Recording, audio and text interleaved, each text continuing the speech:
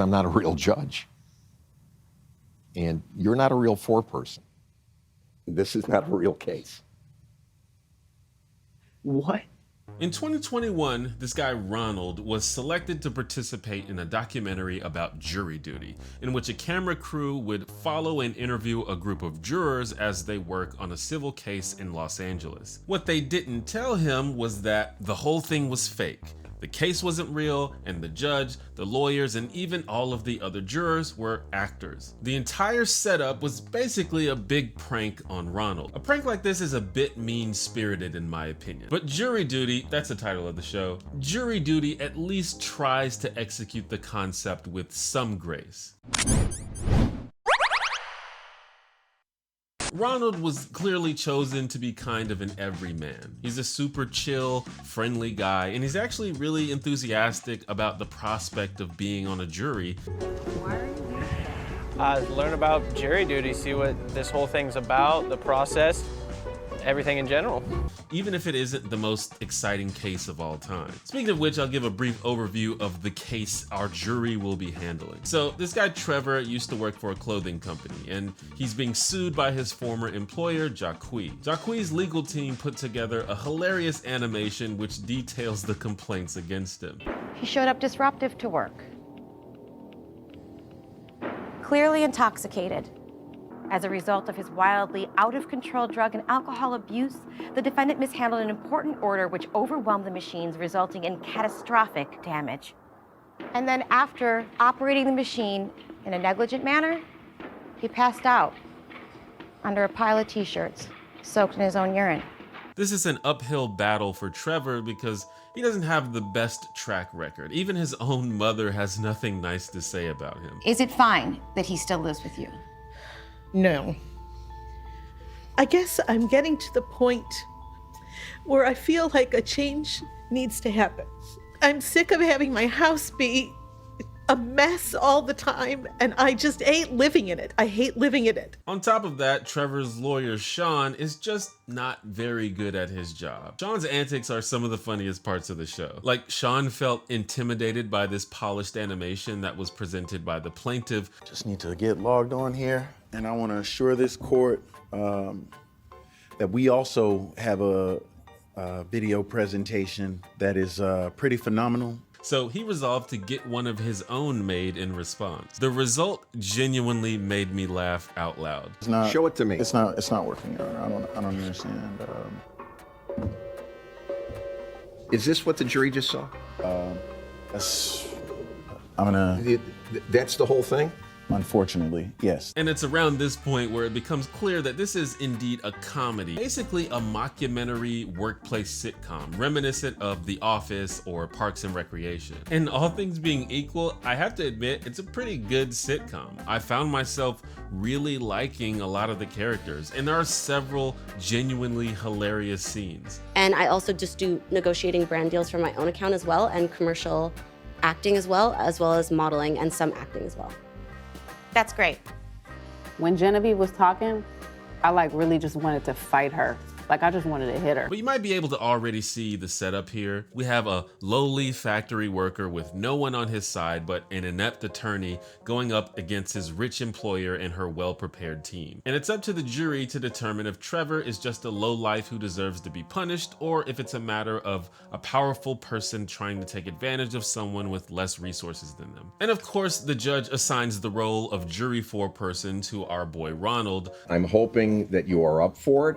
You're the guy who's in charge, for what that's worth. So now he reluctantly must do his best to keep this colorful cast of characters on task, even though each of them has their own personal distractions. So there are 14 jurors, and not all of them have big roles, so for brevity's sake, I'll just mention a few interesting ones. There's Jeannie, who is mischievous and carefree. So I am an anarchist of sorts. I don't believe in rules. I don't like institutionalized systems of government. It's just not my thing. And then there's Noah, who is this innocent, awkward young man who's somewhat unsure of himself. Everyone in my hometown said that people in LA were mean, but people are nice. People are kind of really nice.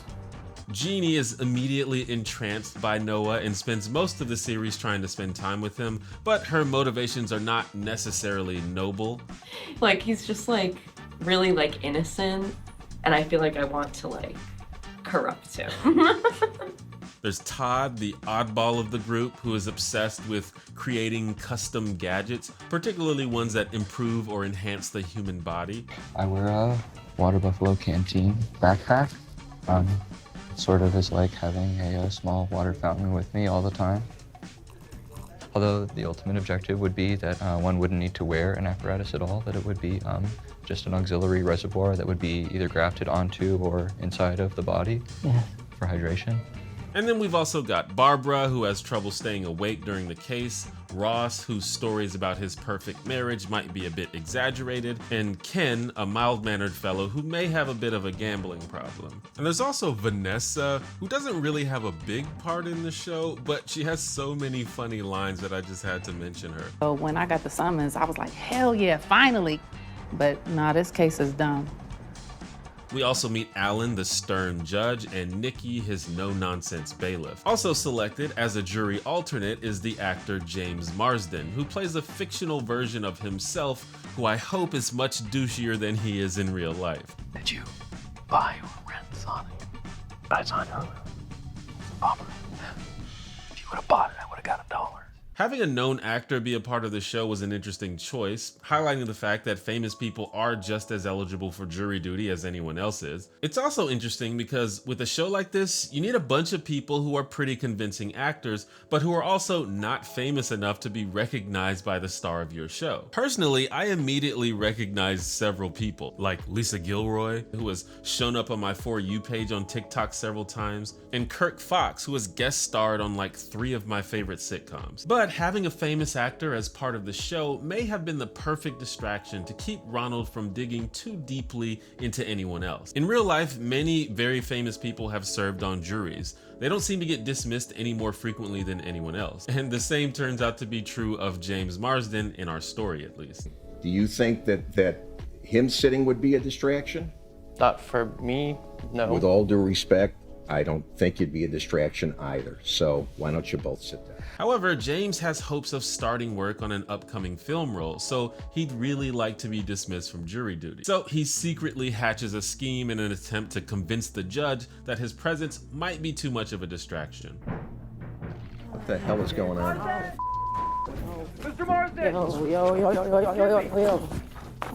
James! Yo, how y'all let them get through the security? This of course backfires, and the judge not only doesn't dismiss James, he takes it a step further in the opposite direction. Alternate juror 81, you are not dismissed from jury duty. We are going to sequester the jury. So if you didn't know, a jury sequester basically entails isolating the jury from the public, preventing outside contact, and housing them in nearby hotels. This is a real thing that happens sometimes in order to prevent juries from being exposed to outside influence and information that could affect the case. But this usually happens in very high-profile cases, like it happened in the O.J. Simpson and Bill Cosby trials. Of course, this was done on the show so that the producers could have more control over the situation, and I guess they'd correctly presume that Ronald wouldn't be too suspicious. By the way, as the case goes on, things don't get much better for Trevor. He fires his terrible lawyer, which is kind of fair to be honest. I Googled this, and this is called an ineffective assistance of counsel. Well, wait just a second. But since this is a civil and not a criminal case, he can't be appointed a public defender, and so chooses to represent himself, which, as you might imagine, does not go well. Well, in regards to the conditions at the factory, I have here some photos which clearly show chemical barrels that were not... Your Honor. I believe he's showing you things that were not in evidence. I never received photographs and discovery from Mr. Sanders. Then I'm sorry, sir. They can't come into evidence. It's not looking too good. Anyway, now that they've gotten everyone together in the same hotel, the jurors are spending a lot more time together. So we witness a lot of their extracurricular activity. A lot of really wild stuff happens because I guess the show would not be that entertaining otherwise. Here's an out of context smattering of some of those things. I did print 3,000. I'm telling you, bro. Oh my God! I will arrest every last one of y'all if this shit is not figured out. You can watch the show yourself if you want to figure out what's going on. When you watch some of this stuff, you sometimes think, how could he possibly think this is real? This is so unbelievable and ridiculous. Or sometimes things just seem a little too contrived. Like for example, Todd ruins his shirt when he just so happens to be standing in a room full of t-shirts that he can replace it with, and then later that t-shirt ends up offending a group of people at a restaurant. It seems obviously staged. And in fact, Ronald clearly senses that something is off. He mentions it multiple times. Who knows what's gonna happen at this point? There have been so many just weird, crazy things that have came up. But when you think about the fact that the weird stuff that makes the final cut consists of such a small percentage of everything that happened, it's a bit easier to understand. They needed to convince Ronald that this was a real case, so they literally devised and filmed a full, realistic legal dispute over the course of several weeks. The show itself has 8 30-minute episodes, but that is condensed from days and days of boring courtroom footage. The show also starts to highlight Ronald's personal interactions with the other jurors. And it turns out Ronald is a super awesome dude. I'm sure the producers knew that when they picked him for this. But like for example, he helps Noah build up the courage to talk to Jeannie, even though she was basically throwing herself at him. He agrees to help James film an audition for his upcoming movie by reading lines with him for what seems like hours. And he seems genuinely bummed for his new friend when James doesn't get the part. But they're going a different way. What? Yeah, honey, you're not going to be in Lone Pine. I'm sorry.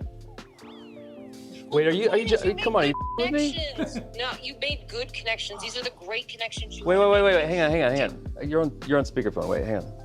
Wait, say that again?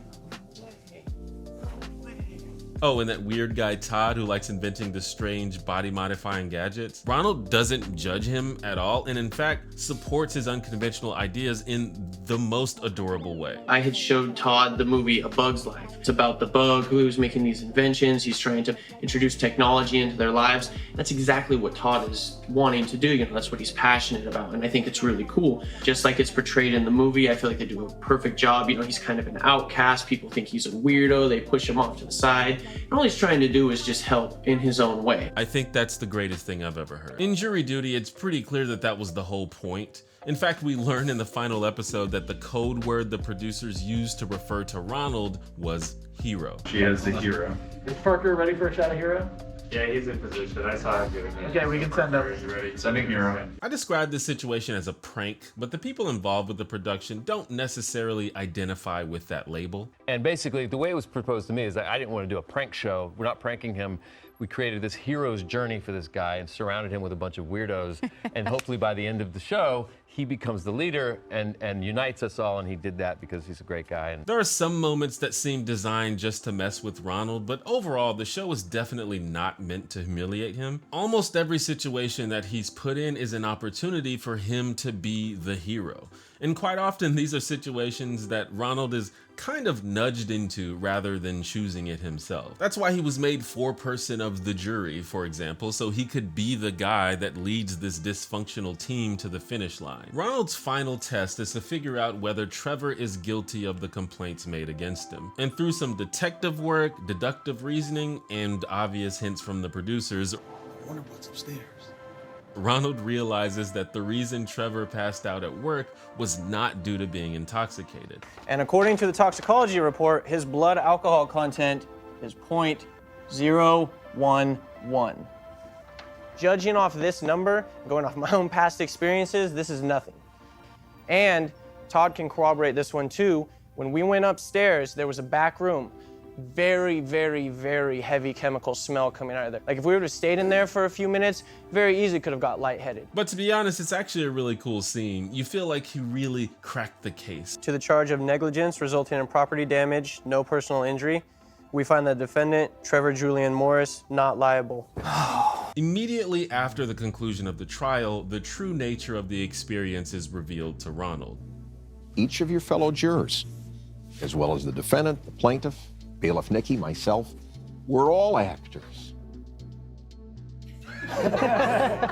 Everything you saw was carefully planned.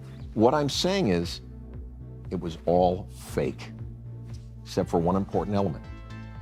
you. And I don't know if this is just because of how they edited it, but it was kind of a jarring transition, at least in my opinion. As I said, this show is an episodic sitcom. The only reference made to the fact that the whole thing is set up for Ronald is on the silent cards at the beginning of each episode. Outside of that, it'd be easy to forget what's actually going on. You kind of just feel like you're watching a regular sitcom for the most part. And then they bring you back to reality all of a sudden, and then you remember, oh yeah, this whole concept is actually kind of fucked up. Like, they didn't embarrass the guy or make him look bad, but literally everyone he talked to for a full month was a fake person. And Ronald did a bunch of interviews after the release of the show, and he confirmed what a lot of people suspect when they see shows like this. That kind of thing messes with your brain. I was messaging him the weekend after, and I was like, hey, I'm kind of feeling a little paranoid. I don't know if this is normal. Are there still cameras following me? As a consolation, Ronald did receive $100,000, and apparently he remained friends with several of the people he met, including James Marsden. And he says that he doesn't regret or feel angry about the experience, but I still think we should stop making shows like this. It's not okay. Jury Duty was pretty well received, and admittedly, I found it pretty entertaining myself, so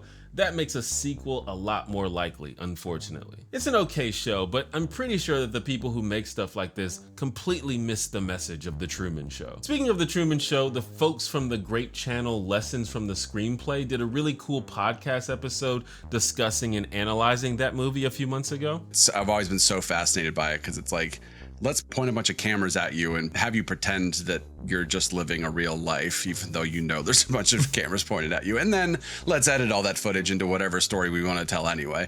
But there's this fascinating kind of flip side to it with The Truman Show, which is that the character doesn't know he's being filmed. So then it's like, it is sort of as close as you can get to let's actually examine a real life 24 hours a day. So if you'd like a refresher about the themes from that movie, may I suggest that you check out that episode on our streaming platform, Nebula, so you can avoid all the ads and support independent creators all at the same time. Nebula is owned by its creators, so when you sign up for a subscription and watch our videos on the platform, we all directly profit from that. And it's actually worth it because Nebula has ad-free, often early release videos from many of the best creators on the internet, a lot of which you no doubt already follow on other platforms. And there's also tons of content that you can only find on Nebula, like our ever-growing catalog of Nebula originals. I suggest the unrated video essay series by Maggie Mayfish. It's kinda brilliant. Yet another underrated creator, by the way, not sure why she doesn't have 1 million subscribers, but I digress. A subscription also gets you access to Nebula classes, where creators take you behind the curtain and explain how they do what they do. It's great if you're a creator yourself, or if you're just curious about how all this works. If any of that sounds cool to you, check out my link in the description and I can get you 40% off an annual plan. Comes out to about $250 a month. And remember that by doing so, you will be directly supporting me as well as investing in a whole community of independent creators. Jury Duty was starting to get a buzz right as I released my Joe Schmo video, so I got a lot of comments asking me to check it out, so there you go. But outside of that, stay Heiko. Bye bye.